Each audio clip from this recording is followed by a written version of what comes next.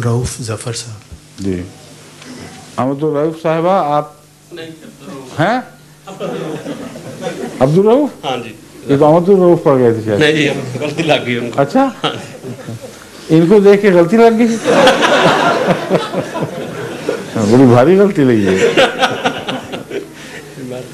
فرمائیے جی. حضور السلام علیکم. اچھا میرا یہ سوال ہے کہ سورۃ یونس میں اللہ تعالیٰ فرماتے ہیں 101 نمبر میں، جس کا ترجمہ یہ ہے، اور اللہ تعالیٰ کے دیے ہوئے اذن کے سوا کسی طور پر ایمان لانا کسی شخص کے اختیار میں نہیں ہے. اس میں ہم اذن کا کیا مطلب لیں گے؟ اب پڑھیں تو اصل آیت کوئی اور پڑھ دیا آپ کی. یہ ہے میرے پاس. وما کان لنفس ان تؤمن میں اسی لیے کہا تھا کہ آپ کی کوئی اور ہی پڑھ دے تو اچھا ہے. اچھا ٹھیک ہے. ہاں ہمارے یہاں ہے نہیں کوئی مربی وغیرہ. آپ ماجد صاحب آپ پڑھیں. اعوذ باللہ بسم اللہ الرحمن الرحیم. وما کان لنفس ان تؤمن الا باذن اللہ ویجعل الرجس علی الذین لا یعقلون.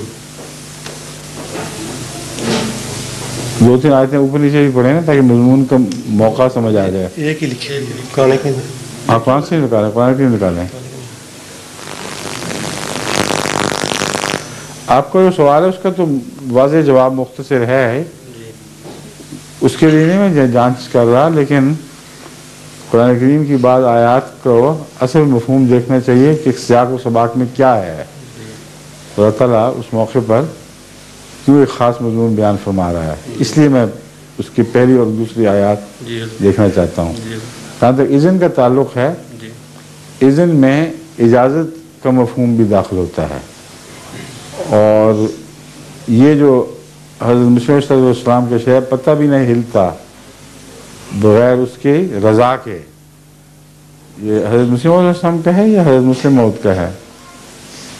پتہ بھی نہیں ہلتا بغیر اس کی رضا کے. اذن میں رضا کے معنی بھی ہیں، اللہ کے اذن کے بغیر کچھ بھی نہیں ہوتا. تو یہاں اذن کا مفہوم بہت ہی وسیع ہے ان معنوں میں کہ خدا نے ہی سب کچھ پیدا کیا، خدا نے کائنات بنائی، اس کے قوانین بنائے، اور وہ سارے قوانین اس کے حکم کے تابع چل رہے ہیں. بس ان قوانین کے تابع جس کو جو اجازت ہو وہی کرتا ہے.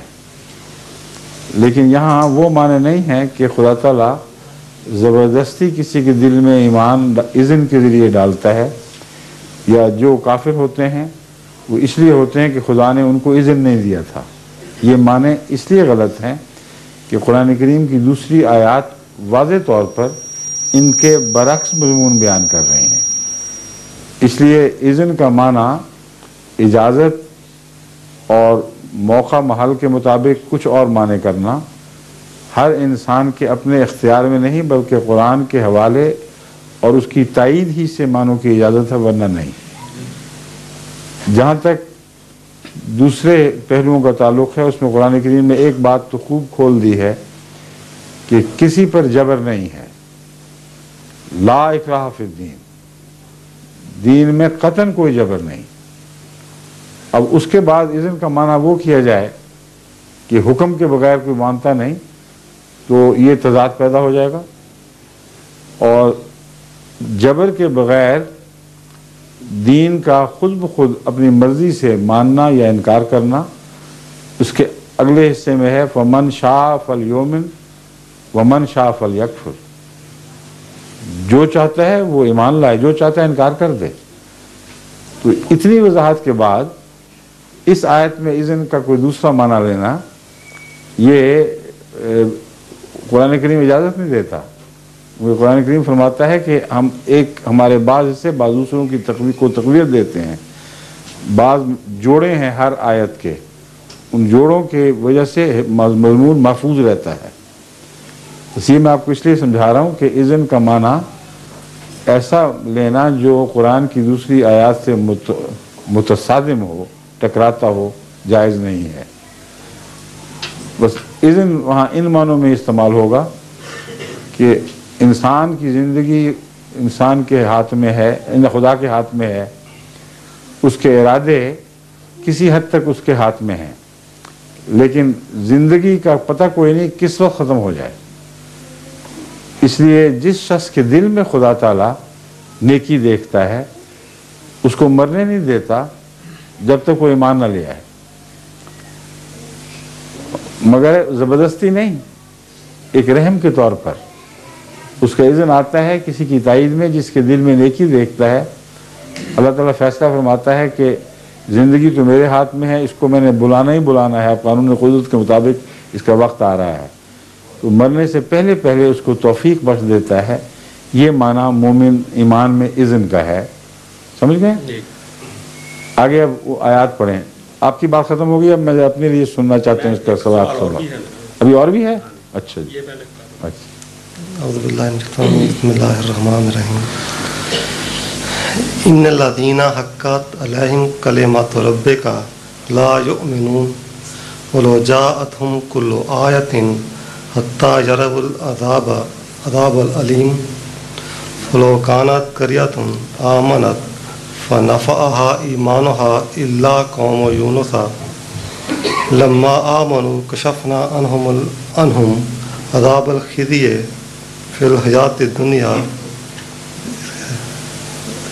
ٹھیک ہے، درشر ہو گئی ہے۔ اچھا بچوڑ میں آپ پڑھ دیں ہم سب۔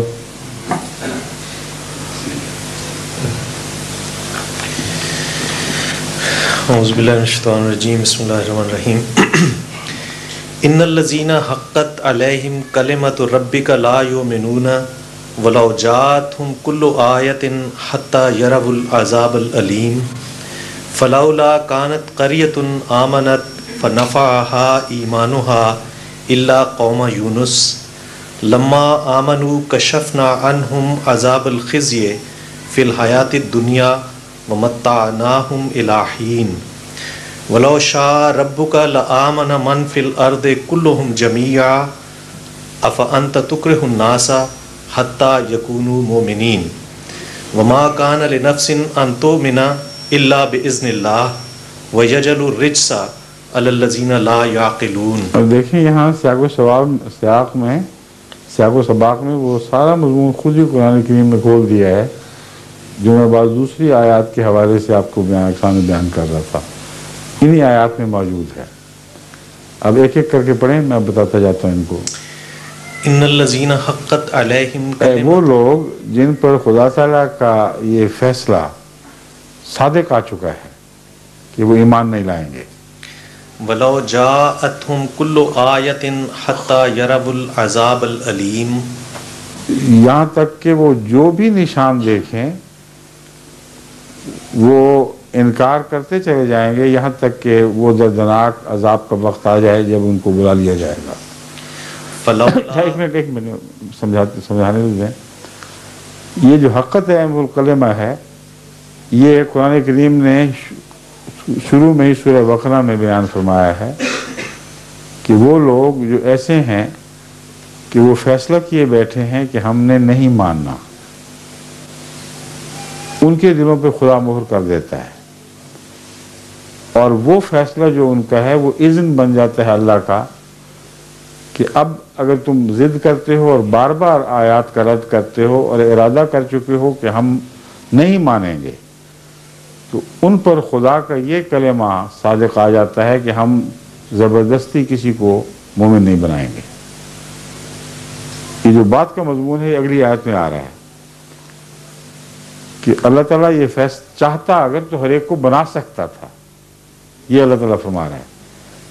جب نہیں بنایا ہر ایک کو تو اس لیے کہ جبر نہیں کرنا چاہتا، تو چونکہ یہ لوگ ارادہ کیے بیٹھے ہیں کہ ہم نہیں مانیں گے، تو خدا کا یہ فیصلہ کہ میں جبراً ان کو نہیں بناؤں گا یہ ان پر صادق آ جائے گا۔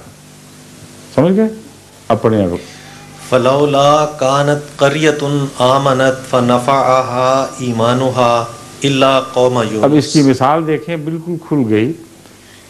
اللہ تعالیٰ چاہتا ہے کہ ہر ایک ہی ایمان لائے، مثال دیتا ہے قوم یونس کی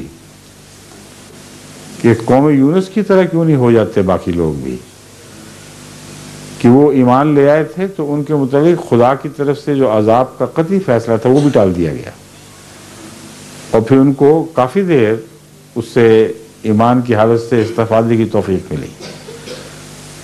تو اللہ تعالیٰ تو تو چاہتا ہے کہ ہر ایک ہو، مگر جو خود فیصلہ کرتے ہیں ان کو اذن دیتا ہے کہ ہو جاؤ. یہاں اجازت ہے مراد، یا اس کی تقدیر ان کی مدد کرتی ہے. یونس کی مثال، حضرت یونس کی قوم کی مثال دیکھ لیں. جب وہ خود مانے تو باوجود اس کے کہ حضرت یونس کو اللہ تعالیٰ نے واضح طور پر فرما دیا تھا کہ ان کے عذاب کا وقت آ پہنچا ہے، اور پھر بھی خدا نے ٹال دیا، کیونکہ خدا ایمان کے چاہنے کے متعلق اتنا زیادہ بندوں کی خیر چاہتا ہے کہ وہ سوائے اس کے کہ زبردستی نہیں کرتا، ہر موقع دیتا ہے کہ وہ ایمان لے آئیں. لما آمنوا کشفنا عنہم عذاب الخزي فی الحیات الدنیا. جب وہ ایمان لے آئے تو ہم نے اس دنیا میں ان کی ذلت اور رسوائی کا عذاب ان سے ٹال دیا. ومتعناہم الی حین. اور ایک عرصے تک ان کو اس دنیا میں استفادے کی توفیق بخشی. وَلَوْ شَاءَ رَبُّكَ لَآمَنَ مَنْ فِي الْأَرْضِ كُلُّهُمْ جَمِيعًا. اب دیکھیں، جہاں تک اللہ کی ذات کا تعلق ہے، اگر اللہ چاہتا تو زمین میں جتنی بھی چیزیں ہیں، جو کچھ بھی بستا ہے، وہ تمام تر ایمان لے آتے. تو اذن اپنی خواہش کے خلاف کیسے دے سکتا ہے خدا؟ اس لیے جو کافر ہوئے ہیں وہ خدا کے اذن کی وجہ سے نہیں ہوئے. اللہ تعالیٰ کی رضا تو یہ ہے کہ ہر چیز ایمان لے آئے، مگر جب دوسروں کی رضا اس کے مخالف چلے اور ضد میں مخالف چلتی رہے، ان کے لیے پھر یہ فرمان صادق آتا ہے کہ پھر ہماری تقدیر یہ ہے کہ ہم زبردستی تمہیں مومن نہیں بنائیں گے. افانت تکرہ الناس حتی یکونوا مومنین. رسول اللہ صلی اللہ علیہ وآلہ وسلم کو مخاطب کرتے اللہ فرماتا ہے کہ تیرے بھی تو وہی ڈھنگ ہیں جو تو نے مجھ سے سیکھے ہیں، مگر تیری خواہش جو ہے وہ آگے آگے بھاگ رہی ہے، اور تو چاہتا ہے کہ ہر ایک ہو جائے. تو جب خدا نہیں چاہتا کہ زبردستی ہو تو کیا تو چاہے گا کہ زبردستی کر دے گا؟ افانت تکرہ الناس، کیا تو لوگوں کو زبردستی بنا سکتا ہے؟ یہ خدا کی تقدیر کے خلاف بات ہے. جب خدا نے چاہا کہ نہیں ہوگا زبردستی تو اے رسول تو اپنی تمام تر خواہش کے باوجود زبردستی ان کے دلوں میں ایمان نہیں ڈال سکے گا. وما کان لنفس ان تؤمن الا باذن اللہ. اور کسی جان کو یہ توفیق نہیں ملتی کہ وہ اللہ کے اذن، یعنی اس آخری امر کے بعد جو اس کے حالات پر نظر ڈال کے خدا دیتا ہے، اس کے بغیر وہ ایمان لا سکے. کیونکہ ایمان لانا بھی خدا کی توفیق سے ہے، اپنی خواہش سے نہیں. یہاں اذن جو ہے وہ اللہ کی دی ہوئی توفیق مراد ہے. کیونکہ کتنے ہی ہیں جن کو ایمان کی خواہش لمبے عرصے تک ہوتی ہی نہیں دل میں، بعض بڈھے ہو کے ایمان لاتے ہیں. اب اگر اللہ کے علم میں نہ ہو کہ انہوں نے یہ کرنا ہے، اور ان کو پہلے مار دے تو کیسے ان کے لیے ممکن ہوگا کہ وہ ایمان لے آئیں؟ تو اللہ تعالیٰ دلوں پر نظر رکھتا ہے، لمبی مہلت دیتا چلا جاتا ہے، یہاں تک کہ جن کے دلوں میں نیکی دیکھتا ہے ان کو مارتا نہیں جب تک کہ وہ ایمان نہ لے آئیں. وَيَجْعَلُ الرِّجْسَ عَلَى الَّذِينَ لَا يَعْقِلُونَ. اور ان پر ناپاکی تھوپ دیتا ہے جو عقل نہیں رکھتے، کیونکہ جن کو عقل نہیں ہے ان کو پھر پاکیزگی نصیب نہیں ہوتی. بس اگلا سوال امت تو نہیں ہے نا؟ ابا ہاں فرمائیے.